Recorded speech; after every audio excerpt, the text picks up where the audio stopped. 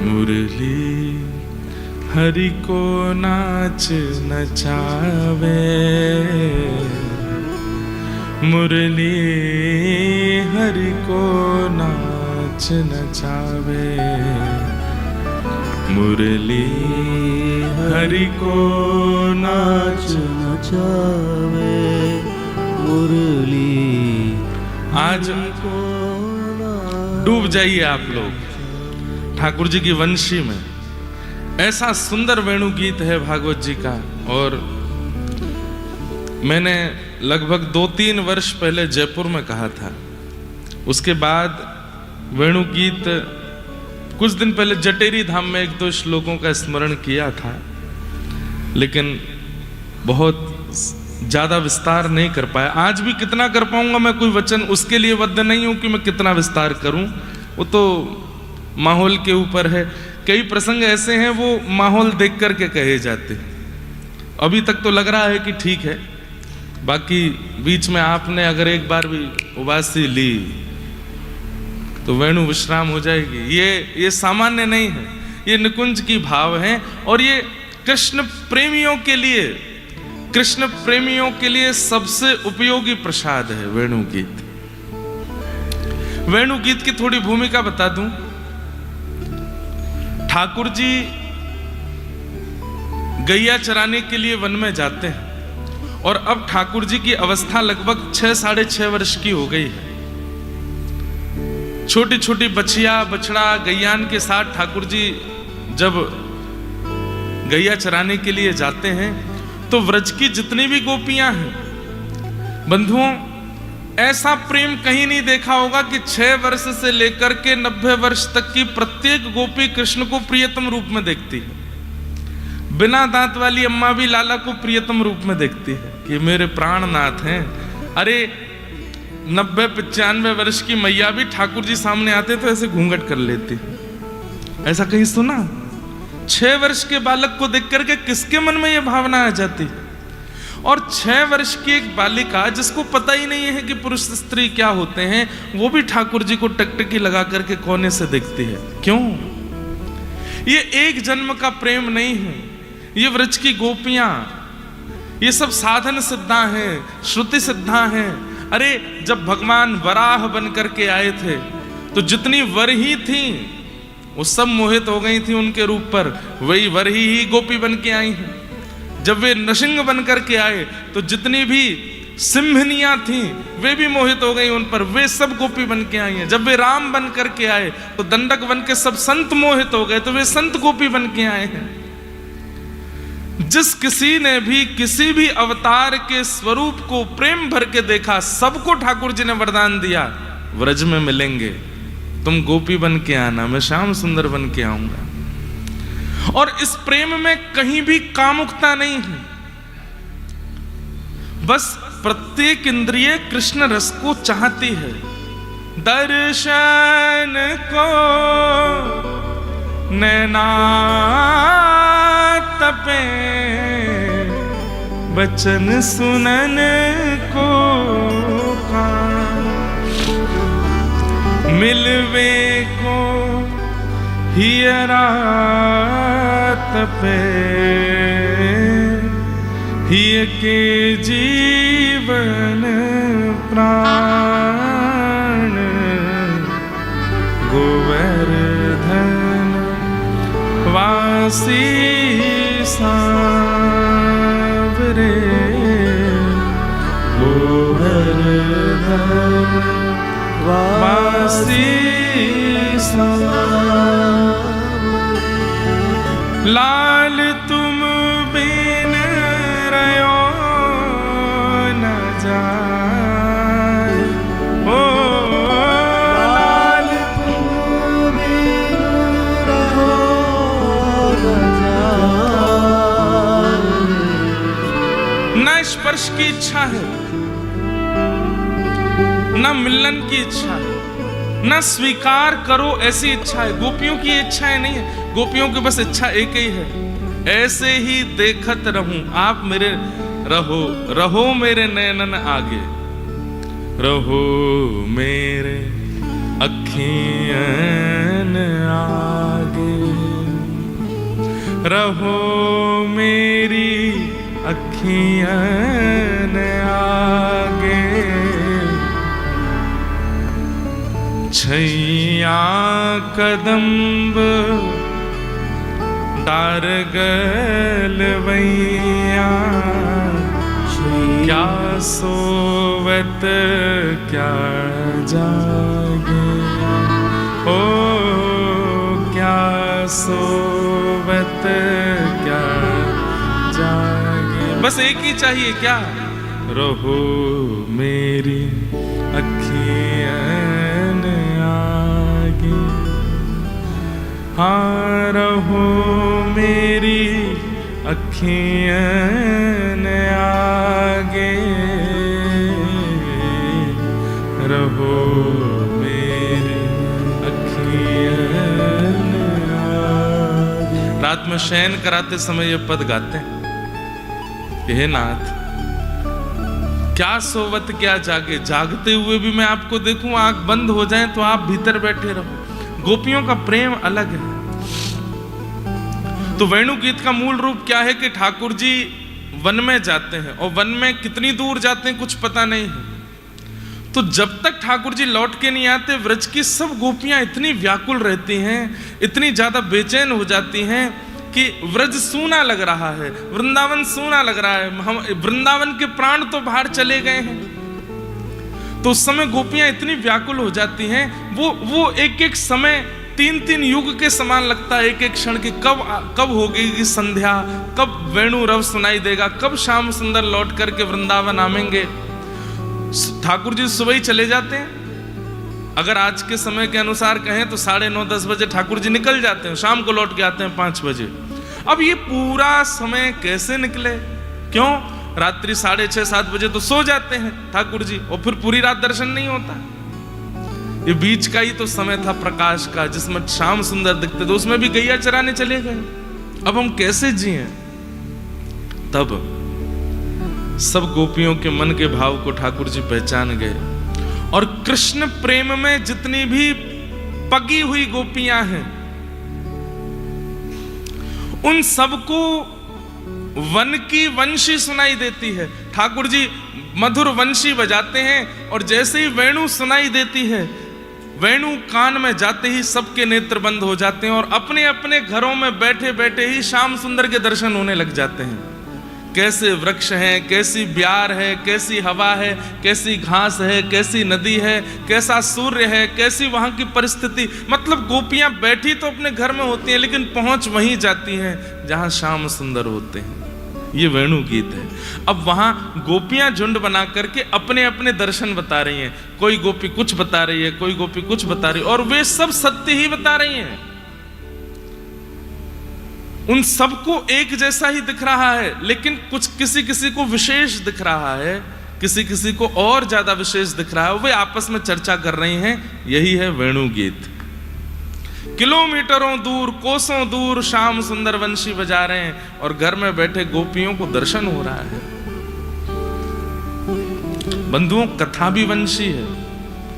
भले नाथद्वारा में हो, भीलवाड़ा में हो, जयपुर में हो, बंबई में हो, कलकत्ता में हो, दिल्ली में हो, चेन्नई में हो, कहीं भी कथा होती है, यदि सुनने वाला भाव से श्रवण करे, वहीं बैठे बैठे उसको वृंदावन बिहारी का अनुभव होने लगता है।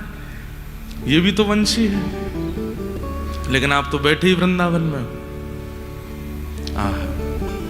चलो ले चलते हैं, ठाकुर जी की वेणु सुनाते हैं आपको। वरहा पीड़म नटवर वपु कर्णयो कर्णकारम विभ्रदवास कनक कपिसं वैजयन्तीं चमाला रन्ध्रान् वेणोऽधर सुधया पूरयन् गोपवृन्दैः वृन्दारण्यं स्वपदरमणं प्राविशत् गीतकीर्ति। जिनको बीच में उठ के जाना हो ना, वो ऐसे जाना कि हमको पता ना चले और ना सुनने वालों को पता चले, वो बस चले जाना। और फिर लौट के भी मत आना क्योंकि ये प्रसंग अब इसमें मैं बहुत मुश्किल से प्रवेश करता हूं। आहा, वरहा पीड़म। पहले तो ठाकुर जी की झांकी देखो कैसी है। मोर पंख का सुंदर आपीड़ यानी कि मुकुट धारण किया है अपने सिर पर। और ठाकुर जी मुकुट कैसे पहनते हैं? मुकुट सीधा पहनना चाहिए, ठाकुर जी टेढ़ा पहनते हैं। और टेढ़ा भी पहनते हैं, आगे झुका हुआ पहनते हैं, ऐसे पहनते हैं ठाकुर जी। क्यों? आहा, जहां जहां चरण पड़त प्यारी जू के, तहां तहां मन मेरो करत है छाओ। स्वामी श्री हरदास जी महाराज का पद है। स्वामी जी कहते हैं कि जहां जहां प्यारी जी के चरण पड़ते हैं तो ठाकुर जी के मन में विचार आता है कि एक तो सबसे बड़ी बात कि हमारी प्रिया जी और श्याम सुंदर दोनों व्रजमंडल में पादुका नहीं पहनते। चाहे सर्दी हो, चाहे गर्मी हो, चाहे कीचड़ हो, चाहे वर्षा हो, चाहे कैसी ऋतु हो, सबसे बड़ी बात कि श्री राधा रानी और ठाकुर जी व्रजमंडल में पादुका नहीं पहनते, बिना पादुका के ही चलते। तो कभी कभी ग्रीष्म ऋतु होती है और जब प्रिया जी चलती हैं तो ठाकुर जी के मन में आता है कहीं गर्मी ना लग रही हो तो क्या करें, तो अपने मुकुट को, इतना बड़ा मुकुट पहन के टेढ़ा सा पहन करके आते हैं। और जैसे श्री प्रिया जी चलती हैं, ठाकुर जी अपने मुकुट के ऊपरी भाग को सूर्य के आगे ले आते हैं और अपने मुकुट से ही छांव करते हुए चलते हैं कि कहीं श्री जी के चरणों में उष्णता ना जावे, कहीं गर्मी ना लगे। जहां जहां चरण पड़त प्यारी जू के, तहां तहां मन मेरो करत है छांव। मेरी बहु मूर्ति सेवा सवारती, कोई चवर डोराती, कोई बीड़ी पवाती। ठाकुर जी कह रहे हैं कि प्रिया जी की सेवा में तुमको दिख रहा है कि ललिता है, विशाखा है, आदि आदि सब सखियां हैं। वास्तव में मैं ही अनेक रूप धारण करके श्री प्रिया जी की सेवा करता हूं। मैं ही चवर डुराता हूं, मैं ही बीड़ी पवाता हूं, मैं ही महावर लगाता हूं, मैं ही पीकदानी लेके खड़ा रहता हूं।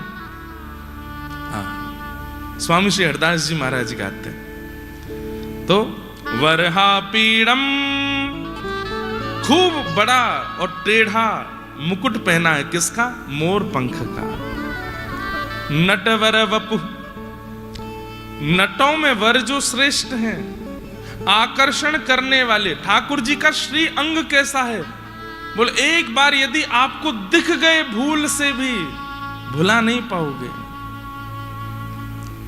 आप कहोगे मैं अपनी आंखें बंद कर लूंगा, नहीं देखूंगा श्याम सुंदर को, तो वे ऐसा कुछ बोल देंगे जो कानों में चला जाएगा और कानों से उनके पास खींचे चले जाओगे। आप कहोगे मैं कान भी बंद कर लूंगा। अब कैसे श्याम सुंदर खींचेंगे? तो उनके तन की सुगंधी नाक से चली जाएगी, उससे खींचे चले जाओगे। आप कहो मैं नाक भी बंद कर लूं तो ठाकुर जी अपने अधरामृत का थोड़ा रस आपके मुख में दे देंगे, उससे उनके हो जाओगे। बोले मैं मुंह भी बांध लूंगा। अब कैसे श्याम सुंदर अपनाएंगे? तो बोले अपने बाम हस्त की कनिष्ठ उंगली से जरा सा आपको छू देंगे, उससे उनके पीछे पड़ जाओगे। वो स्पर्श ही इतना अद्भुत होगा कि उनको छोड़ नहीं पाओगे फिर। तो ऐसे आकर्षण करने वाले हैं, इसलिए उनका नाम है नटवर। आकर्षण करने वालों में सबसे श्रेष्ठ नटवर वपु। कर्णयो कर्णकारम, कान दो हैं लेकिन कुंडल एक ही पहनते हैं। और काय का कुंडल पहनते हैं? बोले कन्नेर के फूल का पहनते हैं। कैसे पहनते हैं? बोले कभी इस कान में लगा लेते हैं, वहां से मधुमंगल के ए लाला मां बढ़िया ना लग रो या बारे में पहन, तो उसको यहां से निकाल के उछालते हैं ऊपर और दूसरा कान ऐसे कर लेते हैं तो पुष्प आके यहीं लगता है सीधे। बढ़िया है, हाँ लाला अब बढ़िया लग रहा हो। तो श्रीदामा मां से ना ना ना ना वहां बढ़िया ना, यहां लगा, तो फिर निकालते हैं, फिर उछालते हैं, फिर यहां पहन लेते हैं। कैसी मधुर छवि है। अरे पुष्प को निकाल के सीधे यहां खोंच लो ना, उछालते हैं। ये ठाकुर जी की अदा है। कर्णयो कर्णकारम विभ्रदवा सह कनक कपिसम, पीतांबरी पहनते हैं। जैसे मैंने श्वेतांबरी पहनी है, ये बगलबंदी, ऐसी बंदी पहनते हैं ठाकुर जी। कैसी? बोले पीली पहनते हैं। और गर्मियों में तो पहनते ही नहीं है, गर्मियों में केवल मोतियों की माला और बस नीचे कुछ कटकाचनी जैसी पहन लेते हैं और कुछ नहीं पहनते, ऐसे ही डोलते हैं। अच्छा, एक बात तो है, हमारे लाला को सर्दी में जाड़ों भी बहुत लगे और गर्मी में गर्मियों बहुत लगे। गर्मी में उघारो डोलते रहेगो और सर्दी में इतने छुप जाते हैं कि केवल आंख नाक मुंह ही दिखता और कुछ नहीं दिखता, सब छुपा लेते हैं। लेकिन विभ्रतवास कनक कपिसम वैजयंतीम चम, वैजंती माला किसको कहते हैं? पंच पुष्पों की माला को वैजंती माला कहते हैं। अलग अलग 5 पुष्पों से निर्मित माला वैजंती माला। वैजयंतीम चमाला रंध्रान वेणो अधर सुधया। अपने मुखमंडल पर वेणु को आच्छादित करते हुए ठाकुर जी चल रहे हैं, कोमल उंगलियों से उसके छिद्रों को दबा रहे हैं, मधुर मधुर उसमें अपने प्राण पिरो रहे हैं। अपनी कटाक्ष से कभी इधर देखते हैं, कभी इधर देखते। अच्छा, सबसे बड़ी बात, ठाकुर जी के नेत्रों का जो अंतिम छोड़ है ये कानों तक आता है। हम मानवों के ऐसे नेत्र नहीं है। प्राचीन काल में भी, आज भी कई लोगों के नेत्र बड़े सुंदर होते हैं, थोड़े पीछे तक होते हैं, लेकिन श्री ठाकुर जी के नेत्र कैसे हैं? बोले आगे से बिल्कुल पीछे तक जाते हैं। कभी कमल कली की उपमा देते हैं, कभी मछली की उपमा देते हैं, ऐसे ठाकुर जी के नेत्र हैं। तो जो नेत्रों की पुतली है वो कई कई बार कोने तक घूम जाती है और ठाकुर जी जब ऐसे देखते हैं, आह, उसी को कटाक्ष कहते हैं। सीधे देख लें सही है, लेकिन कहीं वो तिरछा देख लेते हैं तो जिसको देखते हैं वो मूर्छित ही हो जाता है, वो उठ नहीं पाता फिर। वेणु अधर सुधया पूरयन गोप वृंदई। और गोप ग्वाल लाला की सुंदर छवि का वर्णन करते हुए चल रहे। वारे लाला, तेरी चाल कैसी अद्भुत लग रही है। बाकी चाल चलत गोकुल में, छैल छबीलो प्यारो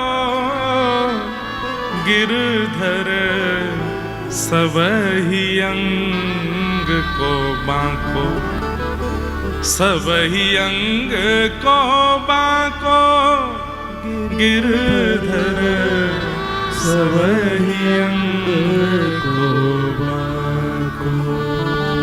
बांको मतलब टेढ़ो, पाम भी टेढ़े हैं, कमर भी टेढ़ी है, मुख भी टेढ़ो है और वहां पे मुकुट भी टेढ़ो पहने, और ये हाथ भी सीधे ना रखे, या कोई यहाँ रखेगो, कभी यहाँ रखेगो, कभी यूं कर लेगो, टेढ़ो ही रहवे, चले भी टेढ़ो मेढ़ो ही है। आहा, गोप ग्वाल ठाकुर जी की बात छवि को वर्णन कर रहे हैं। अरे लाला ने क्यों ठाड़ो है जा, तेरो दर्शन कर लूं। ठाकुर जी वैसे ठाड़े है जाए। अरे लाला ने ऐसे ठाड़े है जा, वैसे ठाकुर जी जैसे जैसे ग्वाला कहते हैं वैसे ठाकुर जी ठाड़े है जाए और सब ग्वाला उनका दर्शन करते हैं। आहा, पूरयन गोप वृंदई वृंदारण्यम स्वपद रमणम प्राविशत गीत कीर्ति। जैसे ही अपने चरणों को आगे की ओर रखते हैं तो जिस क्षेत्र में ठाकुर जी का चरण कमल पधराया आ रहा है उस क्षेत्र की रज जो है वो अपने आप को सौभाग्यशाली मानती है और ठाकुर जी के श्री चरण पड़ते ही उस पूरी भूमि के क्षेत्र में एक सुंदर आकृति बन जाती है, सुगंधी आने लग जाती है, जल प्रवाह होने लगता है, मानो जैसे नेत्रों से प्रेमाश्रु छलक पड़े हों भूदेवी के।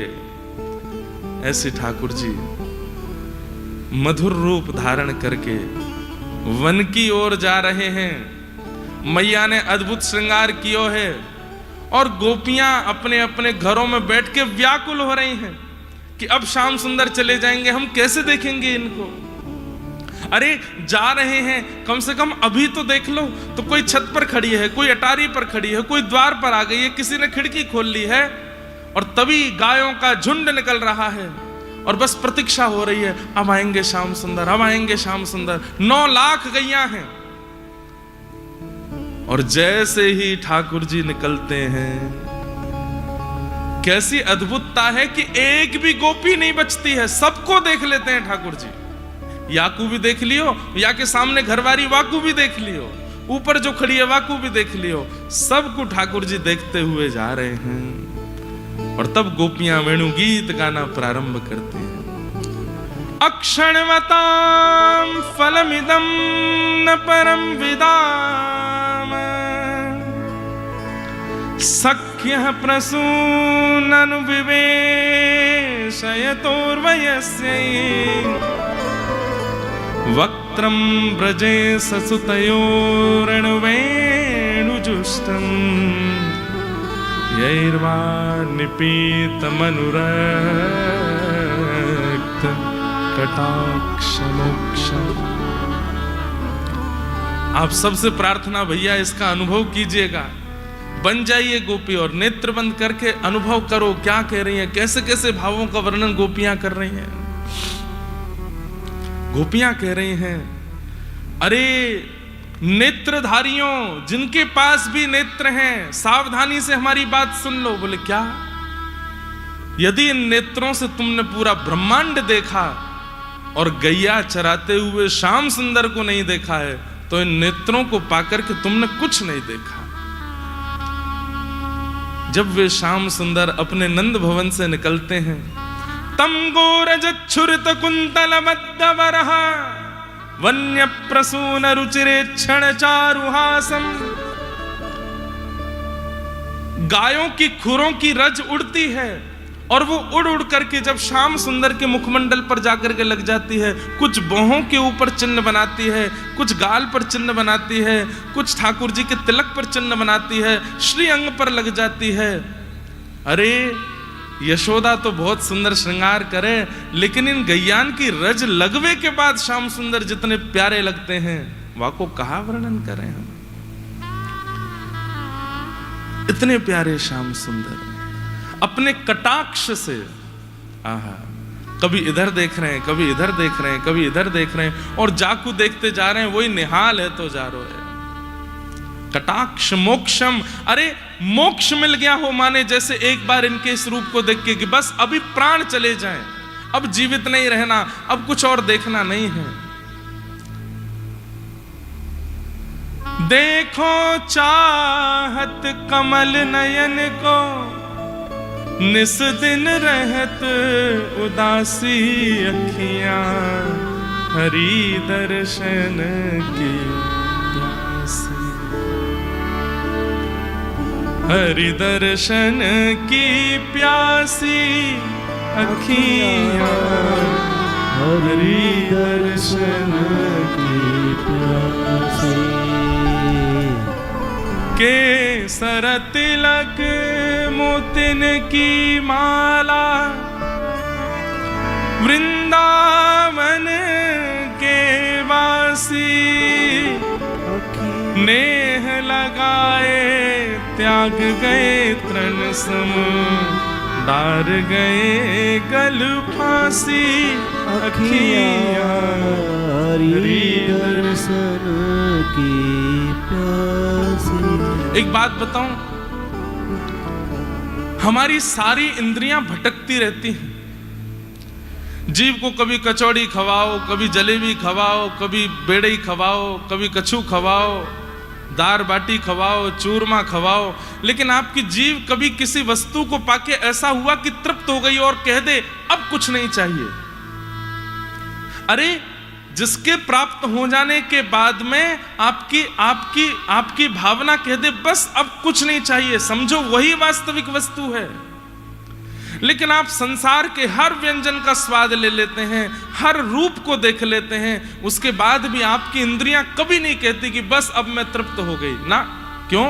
क्योंकि इन इंद्रियों को जो तृप्त कर सकते हैं वो केवल श्याम सुंदर है और कोई नहीं। कितने भी रस खिला दीजिए, कितने भी रूप दिखा दीजिए, कितने भी स्वर सुना दीजिए, कितने भी स्पर्श करा दीजिए, लेकिन जब तक इन सब भावों में श्याम सुंदर नहीं आएंगे, आपकी इंद्रियां भटकती ही रहेंगी। 90 वर्ष के हो जाओगे, दांत टूट जाएंगे, लेकिन तब भी जीव कहेगी गोलगप्पा खिलाओ। क्यों? क्योंकि अभी विश्राम नहीं मिला है इस इंद्रिय को। इसको विश्राम देने की सामर्थ्य केवल वृंदावन चंद्र में है।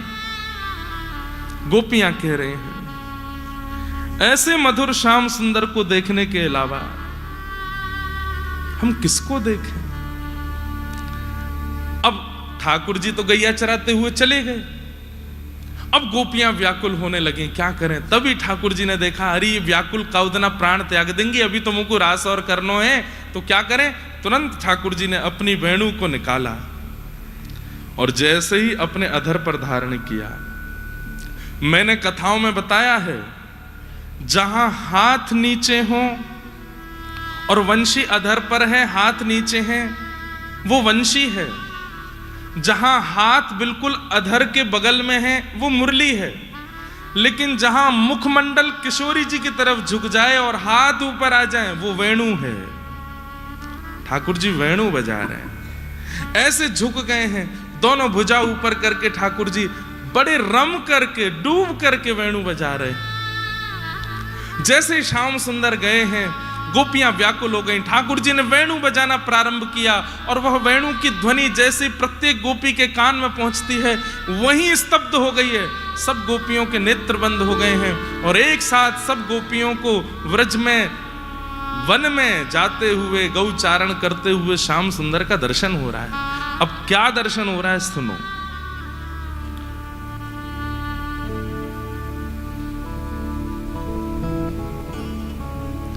किचूत प्रवाल हस्तवकोपलब्ज मालानुप्रक्त परिधान विचित्र वेशौ मध्ये विरेज तुरलम पशुपाल गोष्ठ्यां रंगे यथा नटवरौ क्वच गायमानौ। गोपियां कह रही हैं अरे ये देखो श्याम सुंदर क्या कर रहे हैं। यशोदा मैया ने इतना सुंदर श्रृंगार करके भेजो, लेकिन जैसे जैसे वन में प्रवेश कर रहे हैं ठाकुर जी वन में जाके अपना श्रृंगार विशेष श्रृंगार उतार के अपने हाथ से कुछ अलग श्रृंगार कर रहे हैं। कैसे बन रहे हैं? बोले वनमाली बन रहे हैं। वनमाली कैसे बन रहे हैं? आम का एक पेड़ दिखाई दिया तो वहां से आम के जो पत्ते होते हैं उसकी डाल तोड़ लेते हैं, अपनी पाग में यहां खोंच लेते हैं। एक नहीं खोंचते, एक यहां पे, एक यहां पे, एक यहां पे, एक यहां पे, ऐसे ठाकुर जी की पीली पाग और पीली पाग के ऊपर मानो जैसे ऐसे आम के पत्ते लटक रहे हैं। वो बीच बीच में ठाकुर जी के कभी आंख पे आते हैं, गाल पे आते हैं, मानो वे पत्र भी कहते हैं कि हम ठाकुर जी को अंग स्पर्श कर लें तो ठाकुर जी ऐसे धीमे से उनको हटाते हैं। और केवल इतना ही नहीं कर रहे हैं, कहीं कोई पुष्प मिल जाते हैं तो पुष्पों को इकट्ठा करते हैं। कैसा श्रृंगार, स्वयं श्याम सुंदर अपना श्रृंगार कर रहे हैं। यहां पर गुलाबी पुष्प मिला, आगे श्वेत पुष्प मिला, उन पुष्पों को इकट्ठा कर रहे हैं। मधुमंगल कह रहे हैं लाला कहां करेगो? बोले देख तो जा, कहां करूंगो। गोपियां दर्शन कर रही हैं, गुलाबी पुष्प लिया है, कहीं से गेरुआ पुष्प लिया है, कहीं से श्वेत पुष्प, और लेने के लिए नहीं जा रहे हैं, जो रास्ते में आ जाता है, जो वृक्ष दिख जाए दौड़ के जाते हैं, वहां से पुष्प तोड़ लेते हैं और सारे पुष्पों को तोड़ करके खूब एक गुच्छा बना करके उसमें एक सूत बांध देते हैं सूखी, और उसका एक गुच्छा गुलदस्ता जैसा छोटा सा बन जाता है। फिर उसको लेकर उसको पाग में लगाते हैं। अरे मधुमंगल कैसा लग रहा हूं? बोले बहुत जोर को लग रहा हो लाला, हमारी भी लगा दे। बोले चल बावड़े, तू ना लगे कोई, हम बढ़िया मोथों गिर जाए तो लगा लियो। फिर आगे ग्वाल बाल जाते हैं, वे पुष्पों के गुच्छे बना बना करके लाते हैं, तो जितने लाते हैं सब पहन लेते हैं ठाकुर जी। किसी को बाजूबंद में लगा लिया, किसी को अपनी कमर में खोंच लिया, किसी को यहाँ पीछे अपनी शिखा में लगा लिया, कोई यहाँ कानों के ऊपर लगा लिए। सब जगह ठाकुर जी उन पुष्पों के गुच्छों को लगा करके चल रहे हैं। आहा, तभी ठाकुर जी गैयाओं की ओर देखते हैं और मन में आता है कि ये गैया दूर दूर है जाएं ग्वाल बालन के कारण, तो ऐसा कहा करूं कि ये सब मेरे समीप आ जाए। ये सब दर्शन गोपियों को हो रहा है घर में। तभी ठाकुर जी खूब सारी कुशा, लंबी लंबी घास, उनको झुंड में तोड़ते हैं, उनको खोंचना शुरू करते हैं। किसी को पाग में, किसी को अपने बाजूबंद में, हाथ के कड़ूला में, कमर में, सब जगह खोंच लेते हैं। और फिर वनमाली बनकर के और दूर्वा कृष्ण बन गए हैं। पूरे अंग पर दूर्वा लगी है, घास लगी है, और ठाकुर जी वेणु बजाते हैं। ऐसे वेणु का स्वर बजाते हैं जिससे सारी गाय दौड़ती दौड़ती उनके पास आती, और सबको ठाकुर जी मानो आज्ञा देते हैं कि अरे कहाँ घास चर रही हो, ये मेरे तन पे जो उगी है याकू पाए लो।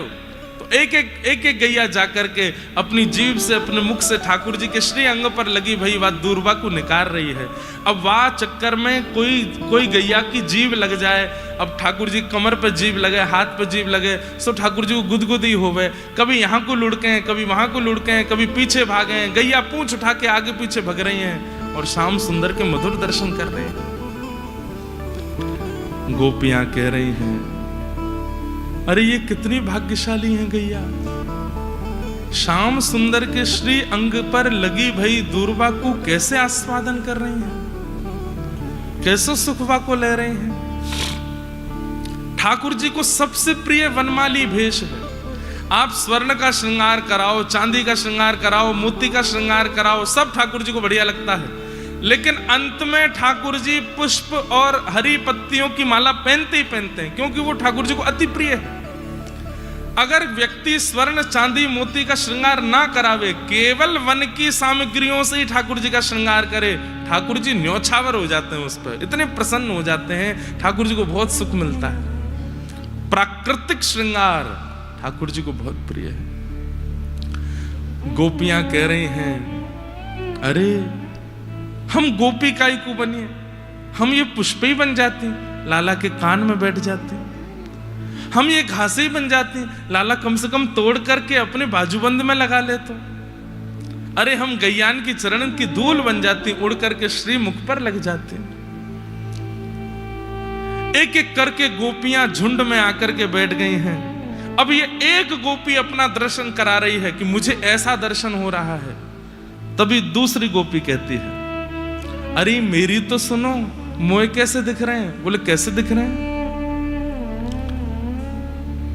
गोप्यः किमाचरदयं कुशलश्म वेणु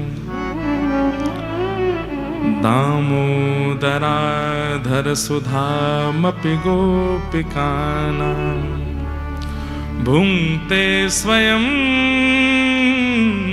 यद विशिष्ट हसिंहदिन्यो हस्यत्वचोश्रुमुमुचोस्तरवो यथार्या।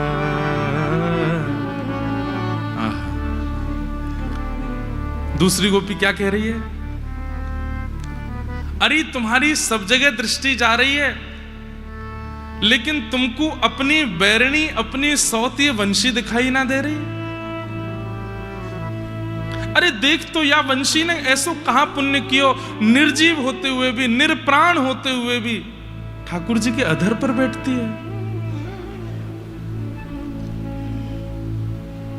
दूसरी गोपी कह रही अरे हम्बे, ये तो मेरे दिमाग में ही नहीं आई, या वंशी ने ऐसो कौन सा पुण्य कियो जो ठाकुर जी के अधर पर बैठे।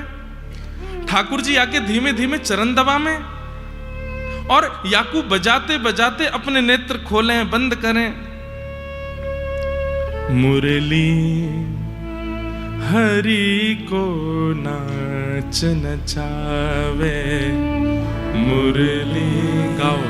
हरि को नाच नचावे, एते पर ये बांस बांसुरिया, एते पर बांस बांसुरिया, नंद नंदन को भावत,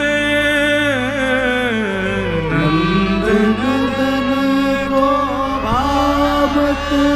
अरे गोपी तुम को एक बात बता। बोले कहा तो को पूरे दिना अपने इशारे पे नचावे वारो तो को कैसो लगेगो? खड़ी है जाओ, बैठ जाओ, लेट जाओ, चलवे लगो, दोनों हाथ ऊपर कर लो, हाथ नीचे कर लो, कान पकड़ लो, पूरे दिन तुमको कोई नाच नचावे तुमको कैसो लगेगो? बोले बिल्कुल बढ़िया ना लगेगो, वाके प्राण हरण करवे को मन करेगो। बोले लेकिन या वंशी की देखो,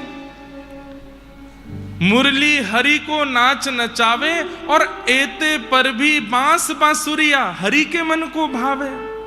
ये नचावे वाली गोपी लाला को कैसी प्रिय लगे। थाड़े रहत अधीनता के हुए, ठाणे रहत अधीनता के हुए। वैसे तो ये नंद को लाला एक जगह टिक ना सके, कभी वहां भागेगो, कभी उत्कू भागेगो, कभी कहीं बैठ जाएगो, कभी कहीं उछल जाएगो। लेकिन यहाँ वंशी की देखो, वो यशोदा हार गई, बूढ़ी है गई, थक गई, पाम में छाले पड़ गए कि लाला एक जगह डट जाए कर, ना डटे। और यह वंशी को बजावे में एक ही जगह रहवे। थाड़े रहत अधीनता के हुए, थाड़े रहत अधीनता के हुए।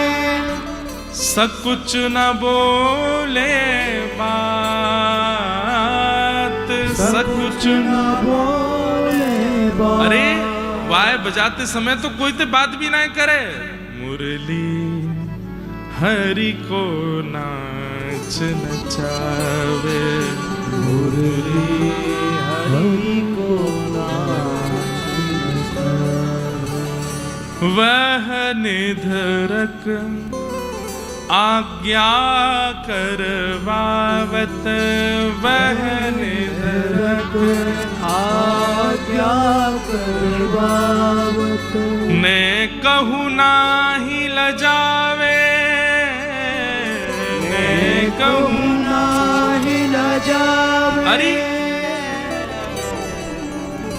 कैसी कठोर है। कृष्ण को आज्ञा करे, कहा चलो यमुना तट, आज वहां बजवइयो। कभी के चलो गिरिराज पर्वत, वहां बैठ के मोए बजइयो। कभी कहे चलो कदम्ब की डाली पे, वहां बैठकर के मेरो आस्वादन करियो। कभी कहे चलो गैयान के बीच में। और ये निधरक जहां की आज्ञा कर दे, श्याम सुंदर मही को जामे।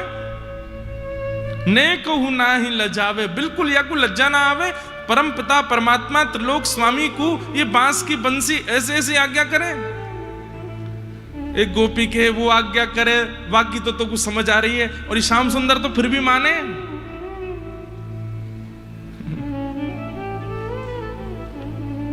जब जानत अधीन भये हैं, जब जानत अधीन भये। देखत ग्रीव नवावे, देखत ग्रीव नवावे। अरे ये कन्हैया कोई के आगे ना झुके, लेकिन वह वंशी को बजाते बजाते शुरू होवे को ऐसे, और बजाते बजाते बजाते जैसे अधीन है जाए सोई झुक जाए, वह की ग्रीवा ही झुक जाए, वह के काजे पूर्ण समर्पित है जाए। पौढ़त अधर पौढ़त अधर चलत कर पल्लव, पौढ़त अधर चलत कर पल्लव।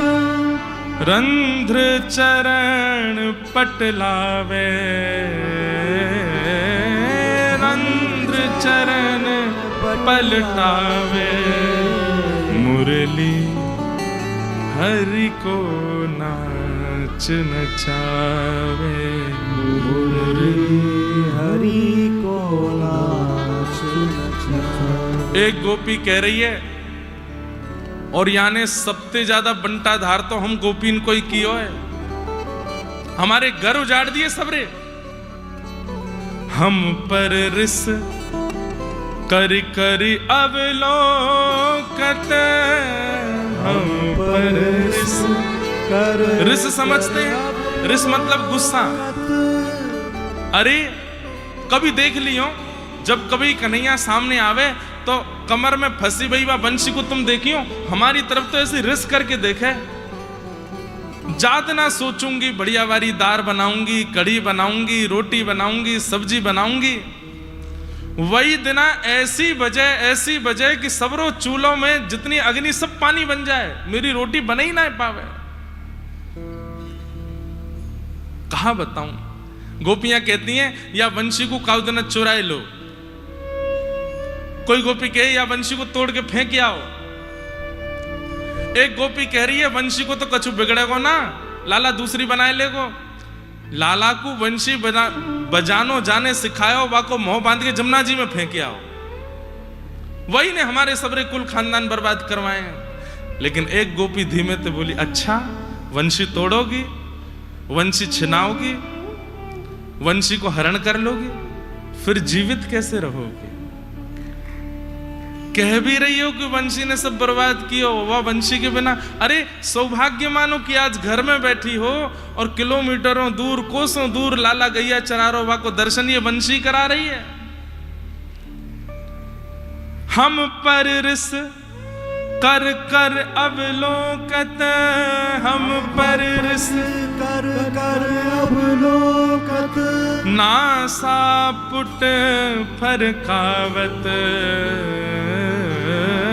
नासा पुट फरकावत, मुरली हरि को नाच नचावे, मुरली हरि को नाच नचावे। शूर शाम जब जब रीझत है, शूर शाम जब जब रीझत है, तब तब शीश डुलावे, तब तब शीश डुलावे। शूर शाम जब जब रीझत है,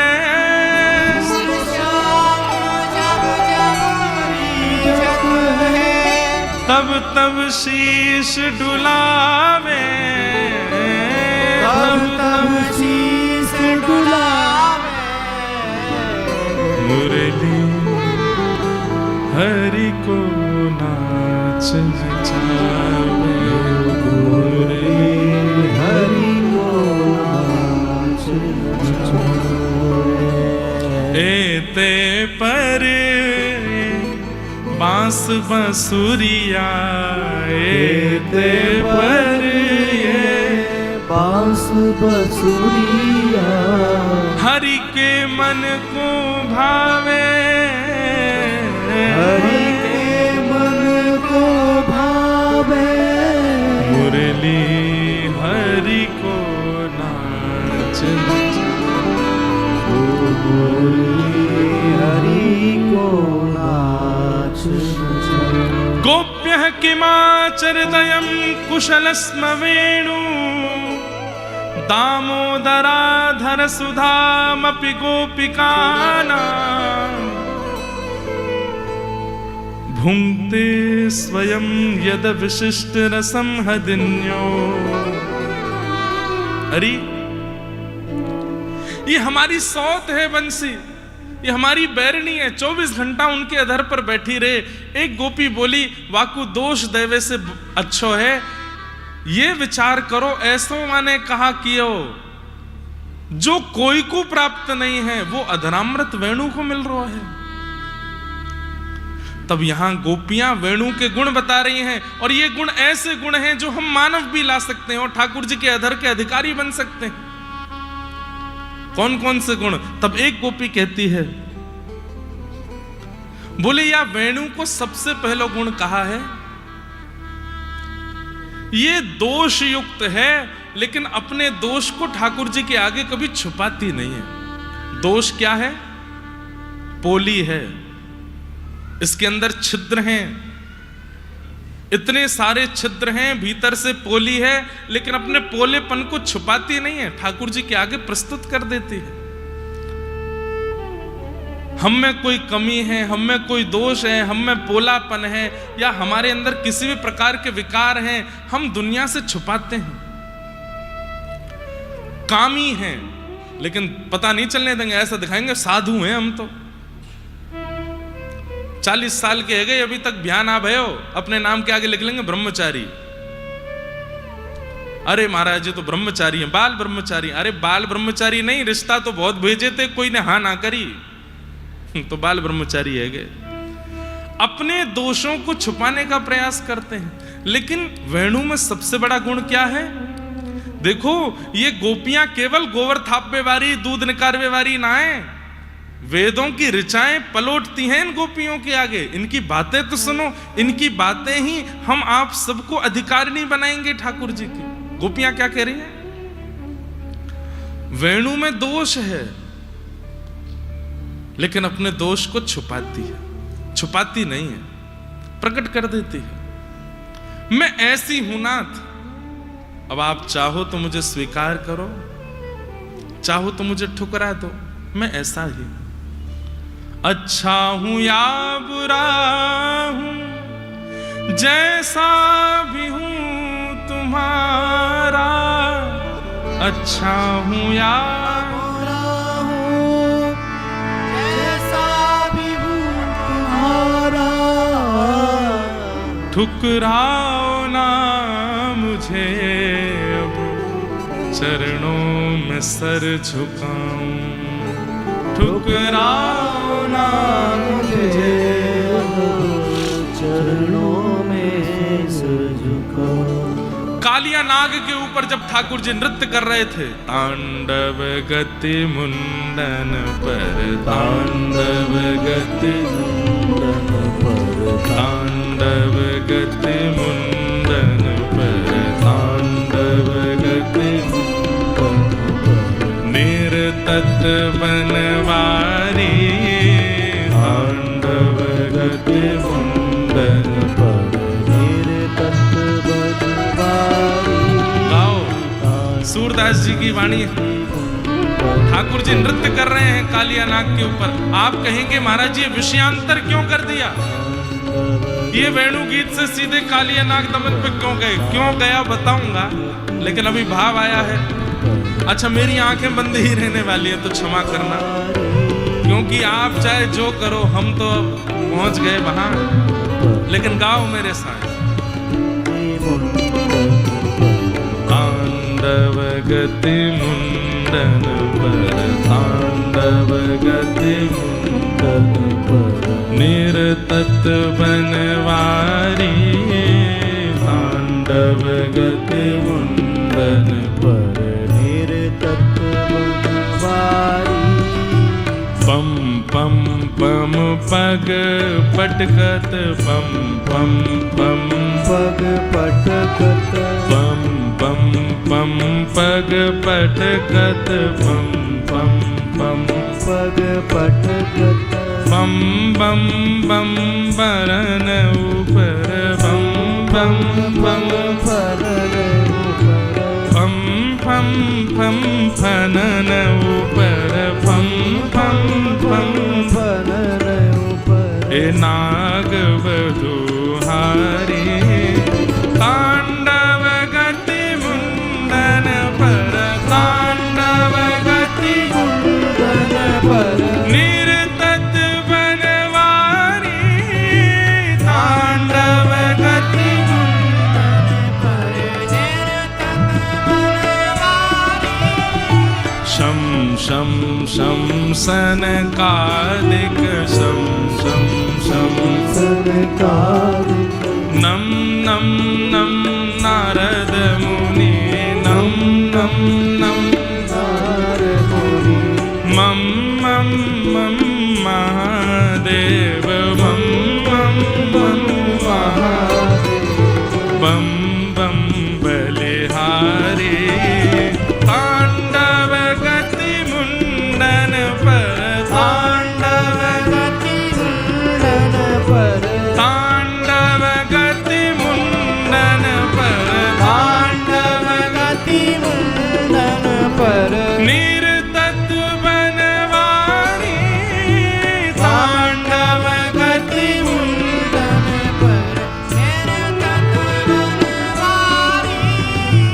बिम बिम बिम विद्याधर, बिम बिम बिम विद्याधर, दम दम दम देव सकल दम दम दम देव सकल गम गम गम गुणी गंधर्व गम गम गम गुणी गंधर्व नाचत देत तारी तांडव गति मुंडन पर तांडव गति मुंडन पर तांडव गति मुंडन पर तांडव गति मुंडन पर अरे निर्तत बनवारी तांडव गति मुंडन पर निरतत बनवारी सूरदास प्रभु की वाणी सूरदास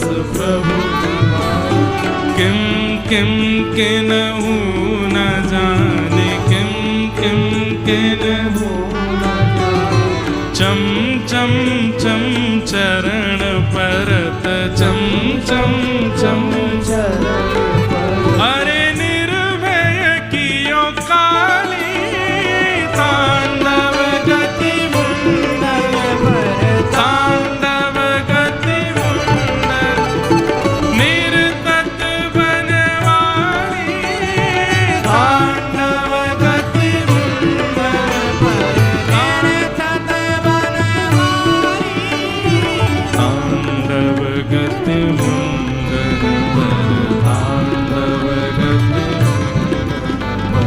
तांडव गति मुंडन पर तांडव गति